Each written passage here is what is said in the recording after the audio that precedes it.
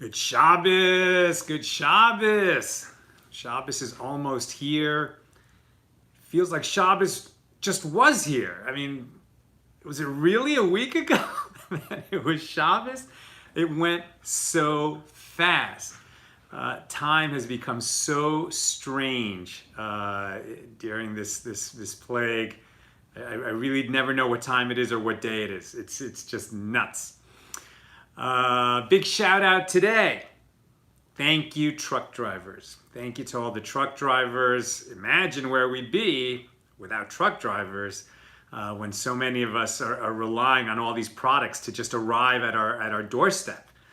They don't just arrive by themselves, right? So we thank delivery people earlier, and now let's thank all the truckers who are keeping the stuff moving around America, going to work every day, and covering lots of miles on our behalf. If you're thankful to the truckers, hit that love button a whole bunch of times. Let's send out a whole bunch of love bubbles for the truck drivers of America. We honor your service during this plague. I was just on I'm in a private Facebook group with a bunch of really amazing people, a group founded by my friend Roy. And there's a big discussion in this private group about, okay, we're in a plague. Eventually it's going to end with God's help. And then what? Are we going back to normal? Or is the world going to be forever changed? I think we all suspect that in many ways it'll go back the way that it was. And in some important ways, it will be different. Things are going to be different. There's going to be some behaviors. I think maybe people will be a little cleaner, a little bit warier, a little bit better prepared. There's going to be some differences for sure. But when we ask ourselves, what are going to be the fundamental differences? In what way is the world going to be changed when we return to our lives in a way that is lasting? Is that something that's just going to happen? Or is it going to be something that we make happen? You know, and it'll surely be some combination of that. But there was a futurist in this group challenging all of us to ask that question and to ask it often and to say, well, if I think that the world is going to be changed in a fundamental way, I want that change to be for the better. So, how am I going to participate in that change? When we return to our lives from this plague, what are going to be the big changes? Are they just going to happen to us and we're going to be, almost spectators of the change in our society? Or are we going to be designers of that change? Are we going to be participants and leaders in that change? And I would like to challenge this community, our accidental Talmudist community, particularly our AT Daily community. I mean, we are sharpening our minds. We're learning how to make distinctions. So much of the Talmud is about making distinctions, understanding arguments, understanding causes and effects and the difference between cause and effect. And I'm challenging this group, which is a very bright group. I mean, if you're here, if you're following this class, if this interests you, it's because you've got some sechel, right? You've got some knowledge and the capability of processing knowledge and facts. And that makes you, my dear friend, a person who is well suited to be a leader in creating the change, the positive change that's going to come out of this. What is that change going to look like? How are we going to use our enhanced networking that we've now got? I mean, all these live classes and Zoom rooms, etc. Are we going to use that as a force for good? Our behavior is going to be different. Are we going to treat people differently? The method of preparation. Please God, let us be strong enough to allow and to enhance, right, the change in priorities that's going to permeate our society as we come out of this. There's got to be this is a divine reset. This is a holy pause button, right? I've always said the holy pause button is the one that you use, in your home when people are arguing, right? Or people are treating each other badly, people are becoming impatient, and just hitting that holy pause button and say, yeah, we don't have to resolve this crisis right now. I think what we've been given now is a holy pause button for the whole society, right? And if we don't come out of it with a change that is real, that is lasting, and that is for the good, then we're going to allow, some real negative actors, some bad actors, bad faith actors, to drive that change that's going to come out the other side. Because change will come. And the question is it going to be driven by leaders with good faith and good intent, or is it going to be driven by others, right? And we've already seen that there's people taking advantage of this crisis for their personal gain, to pitch their products, or even worse, just to commit crime. I mean, it's happening. And of course, at the same time, there's so much good being done. I was very fortunate today. Nina is participating in a group that we've been advocating a lot of buying groceries for people who are homebound. And I just got the small role in that process today to deliver the groceries that Nina had obtained yesterday to the woman who was waiting for them this morning. And it was a beautiful little moment. I couldn't get close to her at all. I mean, she's really being very, very super cautious. I didn't get more than 20 feet close to her. Just sort of left the things on the sidewalk, and she was waiting in the building till I left. But to bring somebody what they need, let's just hope that these networks of good and of positive change and of helping each other outlast this crisis and bring the level, right? The level of heart in our society higher. Let us make that happen. Okay, we are holding on Shabbos 29. We're in Masechet Shabbos, the second tractate of the Talmud. We're on page 29. That places us in chapter 2. We're going to complete the 4th Mishnah today and begin the 5th Mishnah of chapter 2 in Tractate Shabbos. So yesterday we began to discuss making a wick for the Shabbos lamp out of a garment or a piece of a garment. And we learned that in the Mishnah, Rabbi Eliezer deems that a garment that gets folded is impure and we cannot light the Shabbos lamp with it. We cannot use it as a wick in the Shabbos lamp. And Akiva rules that it is pure and one may light the Shabbos lamp with it. So the first thing we need to understand is Eliezer isn't saying that you can't light the Shabbos light with it because it is tameh, right? It's not because it has contracted ritual impurity that one may not light the Shabbos light with it, because you can use impure things in the Shabbos light, right? We're not eating them. And we're not priests who are going to become defiled by touching this impure thing. There is an idea of respect for Shabbos, but here they're saying something a little bit different. If they're saying that it is impure, what they're saying it is capable of contracting impurity.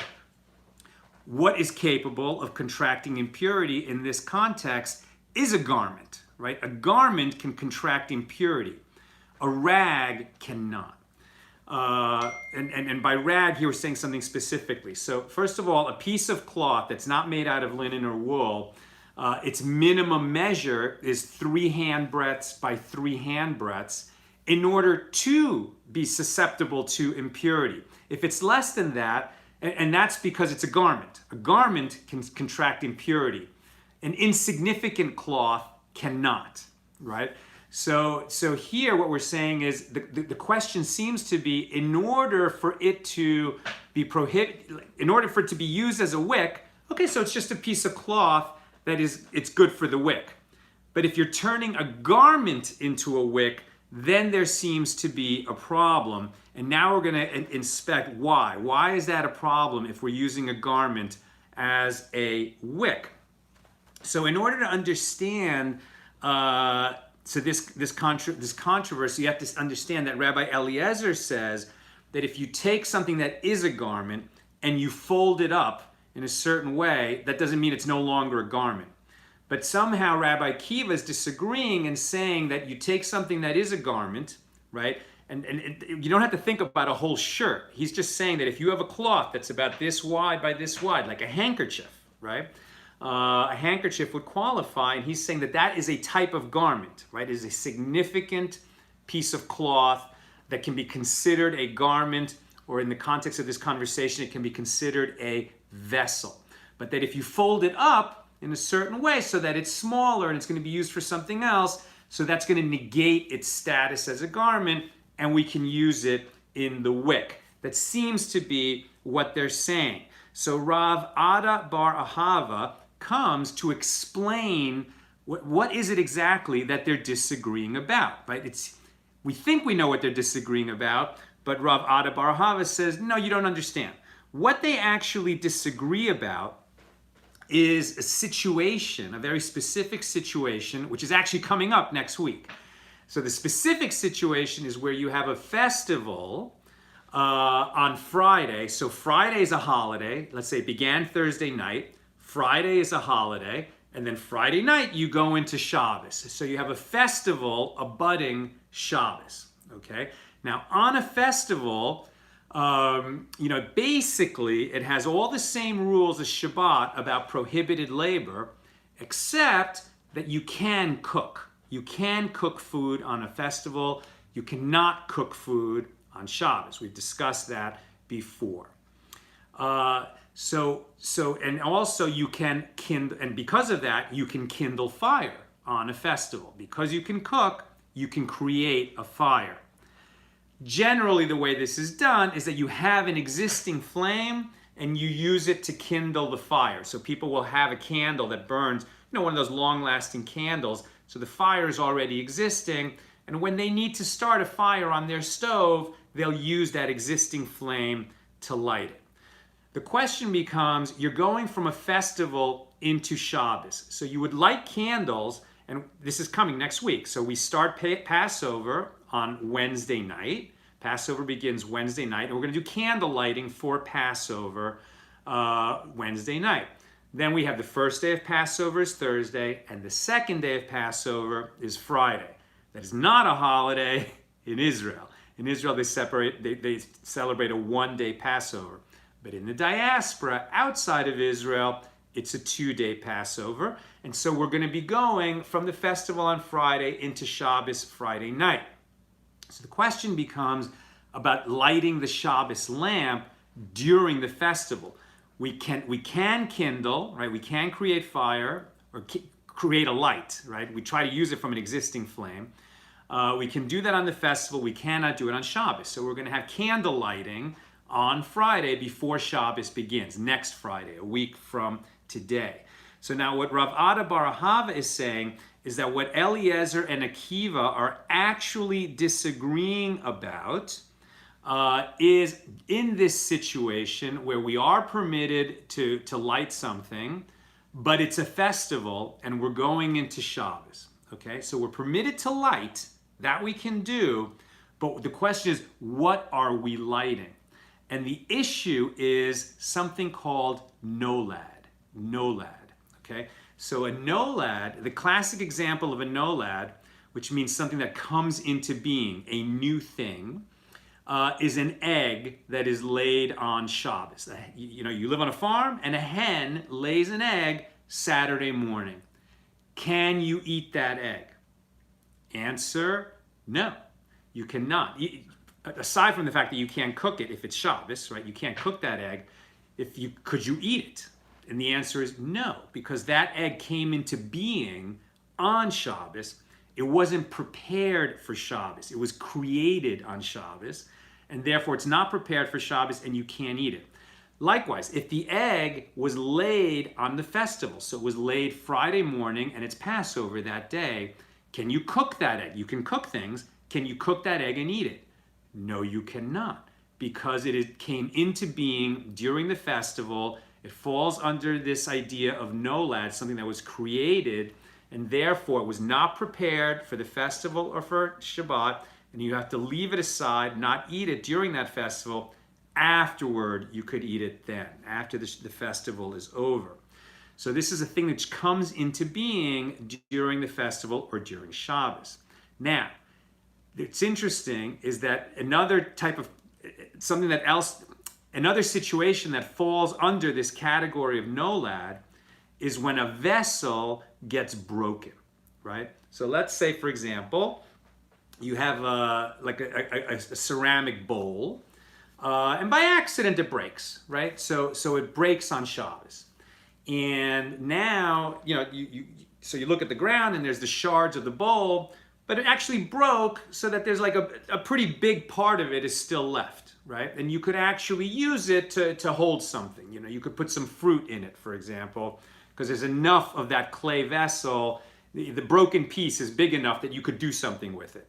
Can you use that broken vessel on Shabbos? No, you cannot, because when the original vessel broke, the pieces that came out of that breakage are considered new vessels. They are new vessels that came into existence during Shabbos or during the festival, and so they were not prepared for use on Shabbos or the festival, and you can't use them. They need to be set aside. This is related to the idea of muktzeh, right? A hammer is a tool used for building things. It has no use on Shabbos, right? So it's considered muktzeh. You can't even pick it up. You just leave it there. If you need the place, it's sitting on something, like you need what's underneath it so you can move the hammer, but we try not even to touch the hammer, and if we have to move the hammer, we don't pick it up by its handle in the normal way. We kind of like pick it up in a strange way to indicate we know we're not allowed to use this hammer. We know it's not prepared for use on Shabbat. It's not something that's used on Shabbat, and so we're just moving it carefully in an irregular way so that we can get at its place.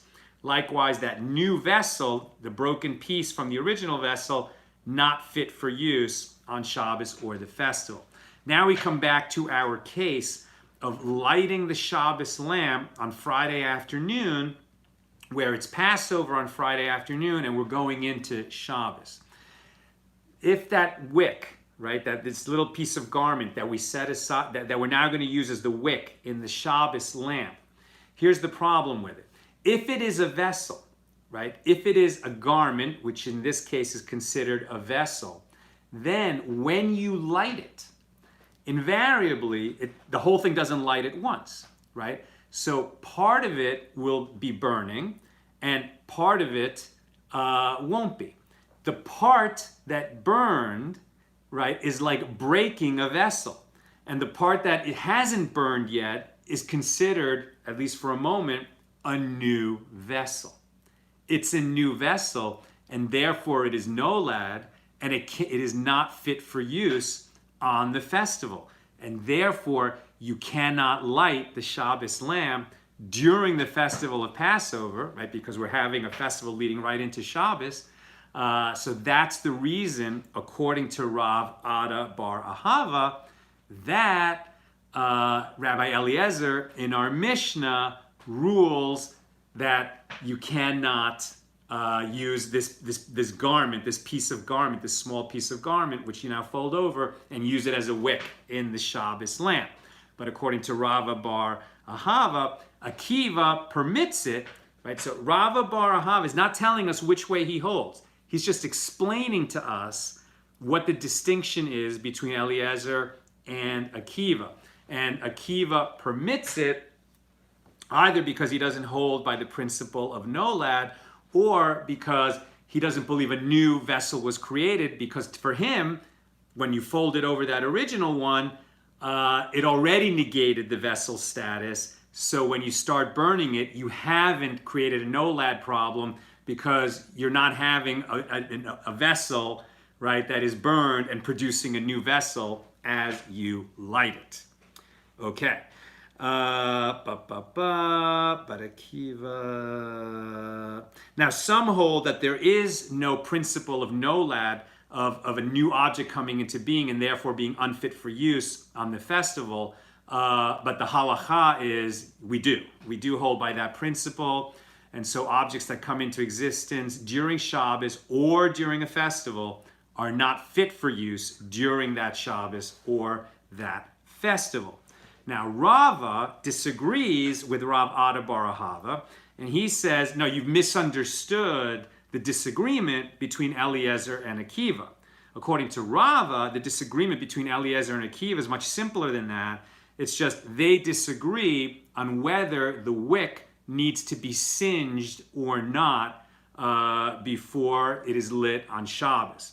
And they're saying it needs to be singed in order, out of deference to Shabbos. So if it's not yet singed, so then it's not ready for use. And when we're trying to understand whether a piece of cloth is a vessel, i.e. a garment, or is not, one way to ascertain that is its size. And another is a sort of further proof is it significant, right? Is it significant? Is it just something that I'm willing to throw in the trash because I don't care about it? So then it's not a vessel, right? And then it doesn't qualify as a vessel, doesn't qualify as a garment, and it's going to fall under Akiva's permit to use it. But if I do care about it, right, like rags, it's kind of a misnomer, because kitchen rags, which we call them rags, but they're really kitchen towels, and we care about them, right? We wash them, we fold them, we store them in a drawer. That makes them significant. We wouldn't wear them, but they're still significant, and they would therefore count as a vessel. And that's it for what I wanted to say about the Mishnah, about whether or not we may light with a wick made from a garment, and the disagreement between Eliezer and Akiva. This brings us to a new Mishnah. This is going to be the 5th Mishnah in chapter 2. And now, this is very interesting if you can picture this, right? So a Shabbos lamp, remember in the old world they used lamps, oil lamps, right? So imagine like a genie lamp, oil in it, a wick comes out of one end, the oil flows up that wick and feeds the flame, which is burning at the end of the wick. May we add oil to the lamp during Shabbos? No, we may not add new oil to the lamp during Shabbos. Why? We can't add new oil to the lamp during Shabbos because that oil, which was not placed in the lamp before Shabbos, when it finally does work its way up the wick and into the flame, would be like kindling a fire on Shabbos. Because if we added that oil during Shabbos, then when it finally gets to the flame, so now that oil is burning, and it's like we created a burn, we kindled a fire. Technically, if you think about it, it makes sense. It's like kindling a fire on Shabbos. So now that we know that you can add oil to the lamp, some people try to come up with ways around that, right? There's an old joke about the loopholer Rebbe, right? So people are looking for the loophole that's going to enable them. Why is this important? Because let's say that you were planning to have just a quiet dinner, you and your and a friend. It was just going to be a Shabbos dinner for you and one friend. But then it turns out that there's a Rebbe in the neighborhood, and him and his disciples are going to come visit you, and they're going to be talking beautiful Torah at your table. And so your planned 2-hour dinner is going to suddenly turn into a 6-hour dinner with beautiful Torah being discussed. And you're thinking, oh man, I only put enough oil in the lamp to keep us lit for 2.5 hours. So we had a little buffer, and for sure there's going to be light for 2.5 hours. We were thinking it was going to be a 2-hour dinner. It was going to be no problem. Now that there's all this beautiful Torah going to be discussed and people singing songs, and we need more light. We need it to last longer, right? So, but I can't add oil to the lamp. So is there a way around that? Is there a way around that? So some people said, well, what you could do is you could take an eggshell, right? Like, so imagine you cracked an egg and you took half that shell, an eggshell, you perforate in the bottom, so there's going to be like a little hole in the bottom of the eggshell, and you kind of like suspend that over the Shabbos lamp. And now by itself, oil's going to drip through the eggshell and into the lamp and feed the lamp so that it's going to be capable of burning for a longer time. Can you do that? And that's what we're learning in our Mishnah. And the answer is no. A person may not pierce a hole in an eggshell and fill it with oil and place it over the mouth of a lamp so that the egg will drip additional oil into the lamp and thereby extend the time that it burns. And this is the ruling even if it is not an actual egg, but an earthenware vessel, right? So maybe you have you set it up so that you have like a little pot, a little clay pot, and you could put oil into it and it would drip into the lamp and thereby add more oil to the lamp and extend the burn time. No, you cannot do that, because again, you would come to violate kindling on Shabbos by adding new oil to the lamp. And you cannot put another bowl of oil next to the Shabbos lamp and then take the end of the wick, right, the part that's not burning, the wick that's in the oil, and sort of pull it out of the Shabbos lamp and put it over into this new bowl of oil so that the oil will, find its way up the wick and extend the burn time of the lamp. You can't do that in all three cases because there'd be new oil that you didn't prepare before Shabbos being added to the lamp, and when that oil gets kindled, you violate the prohibition on kindling a light during Shabbos. And we need all three cases because they're each a little bit different. Now the question is that the only reason? Because the new oil is going to be kindling? There's an additional reason. If you look at the eggshell, right, that's considered a clean container as opposed to, a clay pot that's been used for this many times and is maybe dirty. But the oil in the eggshell, which is clean, might have had a little egg residue in it, but otherwise is clean. The sages are concerned that you will take oil out of it, right? You will take oil out of it, and you will come to use that, in your kitchen or something because you need some oil. You can't cook, but I don't know, maybe you want to put some oil on your salad, and you might take some oil out of that eggshell container. Now you're removing oil from burning on Shabbos, and that's a problem as well because that's like extinguishing. That's why you can't take oil out of the oil lamp on Shabbos. Okay. So then we have this story. Rabbi Yehuda said that once he was, and where was he? He was spending Shabbos in the upper story of a house in Nitza, in the city of Lod. And they brought us an eggshell, and we filled it with oil, and pierced it, and left it over the lamp in order to extend its burning. And Rabbi Tarfon was there, and other elders were there, and they did not say anything to us. Apparently there is no prohibition. And the rabbis said to him, "Do you bring proof from there? That's your example of why this practice should be allowed?" When you saw that being done, it was in the presence of Rabbi Tarfon and the elders. So they're vigilant, and of course they're going to make sure that nobody comes along and takes oil out of the egg. So in this case, right, we understand that they're saying that the reason not to add the eggshell over the lamp is not the reasoning of that new oil will create a kindling on Shabbos, but rather the fear that if you have a source of oil in that eggshell that's clean, somebody might come and take oil out of the eggshell.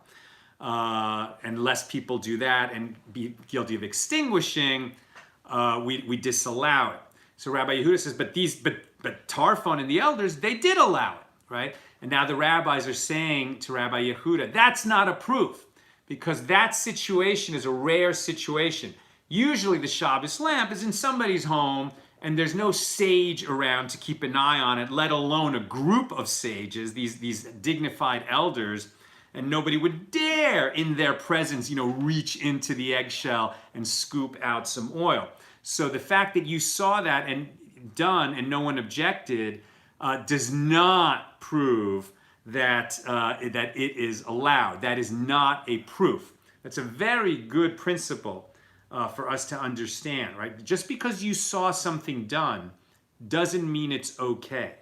First of all, it might just be illegal, and you thought it was legal because of what you were watching, but also because there might be circumstances there that you don't know about. And just because you saw it done doesn't mean it's okay, because you didn't take in the totality of the situation.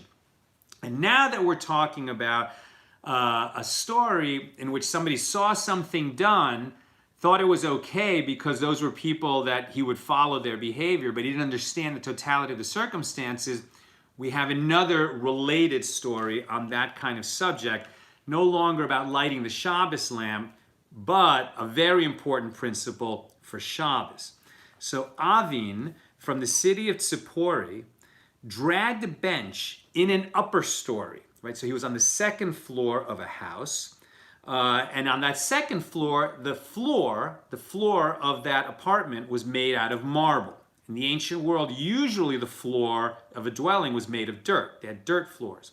Rich people, right, they would have like a second story with a floor of marble. So he was there, and Avin dragged a bench in the presence of Rabbi Yitzchak ben Elazar. Right? Rabbi Yitzchak ben Elazar watched him drag this bench across a marble floor. So Rabbi Yitzchak ben Elazar said to Avin, okay, I need to speak up and tell you that what you've done is wrong. The reason I need to speak up is so that we don't create the same situation that happened when Rabbi Yehuda was in Lod and he saw an eggshell used before the sages in a manner that is prohibited elsewhere. And then he later, raised his objection to the rabbis when they were saying that you can't do this eggshell trick. And he said, well, he saw it done in Lod. And it's, nobody told him at that time that, well, wait, this situation is different, right? So I'm telling you, Avin, that we don't allow people to drag this bench over a marble floor, lest they come to drag that bench over a dirt floor. Now, Rabbi Yitzchak ben Elazar is holding like Rabbi Yehuda. And now we have to understand, we mentioned this before, but it's a critical principle to understand about Shabbat that still affects us today. And this is the dispute between Rabbi Yehuda and Rabbi Shimon about doing something on Shabbat that itself is permitted, but which will lead to a prohibited labor. So they're talking about dragging a bench, right? Here they're talking about dragging a bench over a marble floor, which is not going to create any problem, but they're worried about the behavior that it will lead to where people will drag a bench over a dirt floor. Now, when you drag a bench or a table or a bed or something heavy over a dirt floor, what's going to happen? You're going to leave a furrow in the dirt. Leaving a furrow in the dirt is a prohibited labor on Shabbos. You cannot go out in your field, make a furrow in the dirt so that you could later come along and put seeds in the furrow, right? This is sowing, S-O-W. I guess sowing is when you put in the seeds, but what's the word? Plowing, right? It's like plowing. You can't plow the dirt in order to create that furrow so that later you can plant seeds in it. That is for sure a prohibited labor on Shabbos. Now, when you're dragging a piece of furniture across a dirt floor, you're not thinking, hey, I'm going to put seeds in that furrow and grow a crop in the dirt floor of my house, obviously. But Rabbi Yehuda says the fact that you may create a furrow is enough to prohibit you from dragging any furniture across that dirt floor. Rabbi Shimon says the fact that you may create a furrow is not enough to prohibit it. You can drag that piece of furniture unless it is certain that you will create a furrow. If it is certain that you will create a furrow, then you can't do it. Okay, we're not all farmers. We don't really think this way today, and most of us don't have dirt floors. If we're on the internet, we're unlikely to have a dirt floor. However, when you ask yourself, and I don't have an example handy, maybe one will come to me as I'm speaking. Let me just say a prayer that I forgot to say before I started teaching today. I meant to. So please, God, inspire me to teach well and to not make a mistake as I'm teaching that might lead anyone to sin. And if I do make a mistake, please let no one be misled by the mistake that I made. Let's say amen. Okay, so, but the idea is, can you do a thing which might result in a violation of Shabbos? Yes, you can. Can you do a thing that must result in a violation of Shabbos? No, you can't, right? Now, the sages will draw all kinds of fences around it to protect us from something that may happen. And if they have drawn that fence, okay, so then you can't do it. But when the fence has not been drawn by the sages, and you're asking yourself, can I do this thing? So then the answer is, if it might lead to the violation, it's okay. Just make sure you don't do that violation. If it must lead to a violation, then you cannot do it, right? So in terms of moving furniture on Shabbos, obviously you can't move it outside from the private domain to the public domain or vice versa, but you can move a table within your house. More people came over, you want to add a table to your Shabbos lunch table, you can do that. If that table is very heavy, and if the table is heavy, but you can lift it even though you have a dirt floor, so no problem. You know you're not going to create a furrow. If it's a very heavy table and you must drag it, well, then you have to create the possibility that you won't create a furrow in order to be permitted to drag the table. If it's inevitable that you're going to create that furrow, then you cannot drag the table. That's how that law works. Okay, and I didn't come up with a good example of something that might lead to a forbidden labor. One of the questions that does come up is, can you ride a bicycle on Shabbos? And the reason that you can't is because the bicycle, well, one thing is that you're carrying, right? Even though the bicycle is carrying you, it's under your power, and there's objects on the bike, and it's like, so you're carrying in the public domain. Another reason that's given is because the bike might break down, and then you might come to repair it in some way, and then you would violate Shabbos. So the fact that you might violate Shabbos by fixing the bike, that would not be enough under Rabbi Shimon. And we hold like Rabbi Shimon, right? You can do a thing that might lead to a labor. You cannot do a thing that must lead to a forbidden labor. But the rabbis have ruled, most rabbis will say, no, you can't ride the bike because it's so possible, right? So if the rabbis hadn't ruled that way, then we could ride the bike, right? Because the fact that we might come to fix it is only a possibility. But now that the leaders of the Jewish people, the religious leaders, have said you can't ride a bike, okay, so now you can't ride the bike because of that, right? Because that ruling was issued, not because of the underlying principle. It was left to the leaders as a policy matter because they could see that so many people would come to violate Shabbos, and they're protecting us from that. I saw the question earlier from Leona in terms of folding the piece of cloth that's going to be used as a wick in the Shabbos lamp. What is the nature of that folding? I think you asked, is it braiding? What was it? Is it braiding or twisted? So that wasn't answered. Sorry, I didn't see what was the nature of the folding. Sorry. Maybe you'll find that. If you research that question, let me know. Okay, if we have any other questions, I'll just hang out for a moment. Please let me know. Put it in the comments. Happy to answer if I can.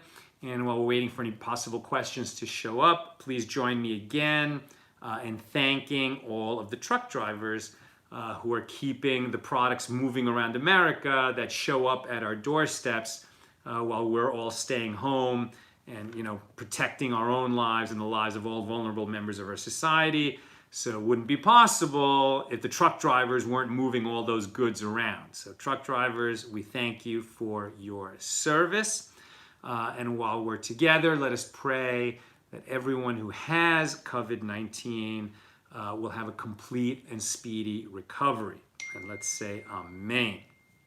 And everyone who's been exposed to it, that they should never develop the disease. And let's say amen to that. And lastly, the point I made at the beginning of the show today, when we come out of this plague, and God willing it'll be soon, But when we come out of this plague, the world will be changed in some ways. What are those ways going to be? Is it just something we're going to allow to happen?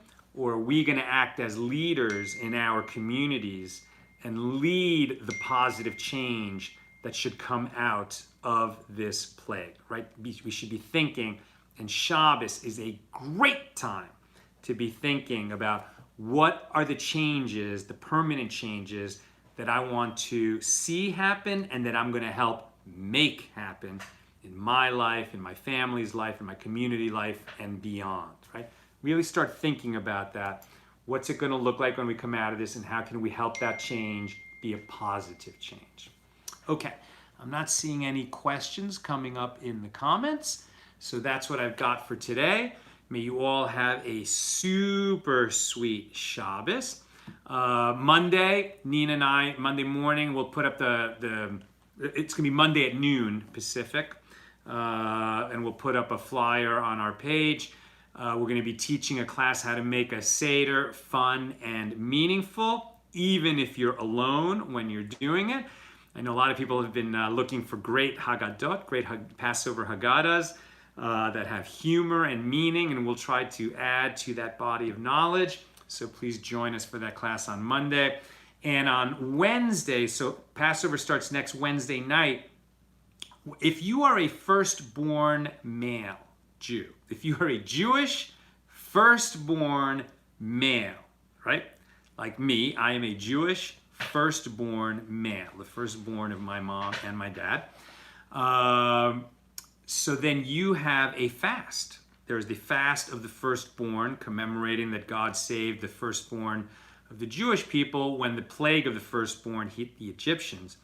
But you can get out of doing the plague of the fast of the firstborn if you're making a siyum or attending a siyum. So a siyum is the completion of a course of study. So I have been reading the Mishnah of Pesachim, called Mishnah Pesachim. So these are the Mishnahs, the laws in the Mishnah for Pesach, for Passover. There's 10 chapters. I've been doing a chapter a day. So I'm going to be making a siyum Wednesday morning. And when you celebrate the completion of a course of study, so that cancels the fast, essentially. So I'm going to do that like Wednesday morning, probably around 9. I haven't announced the time yet, but it'll probably be about 9 o'clock in the morning Pacific time on Wednesday. So if you're looking for an out from a fast of the firstborn, so you can attend my siyum, I'll go live. Or you can, if you're not already doing something, you find the tractate of Mishnah. Really, Mishnah Pesachim is not very long. It's, each Mishnah is like 2 or 3 sentences. And there's 10 chapters and about 10 Mishnahs in each chapter. So it's just a few pages of text.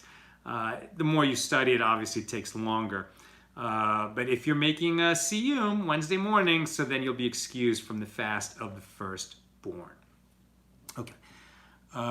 What is this? If a fuse goes out, sinned power goes out, are you allowed to replace that fuse on Shabbos? You're asking me, if a fuse goes out on Shabbos, can you replace that fuse? It's a great question, because if you're now in the dark, that's definitely going to get in the way of enjoying Shabbos. But making a repair is a forbidden labor. Enabling an electric circuit to be resumed, definitely. You can't turn a light switch on Shabbos. So ask a rabbi, but my guess is that if a fuse goes out on Shabbos, you cannot fix that fuse. You can't turn on you can't like flip a circuit breaker. And remember, whatever made that circuit breaker go needs to be addressed. So there would be both the repair and then turning on all the lights. So I don't think so. I don't think you can do that on Shabbos. But it's a good question. If you learn more about that, let me know. Okay, my friends, big love to you. Have a great Shabbos tonight and tomorrow. All the best.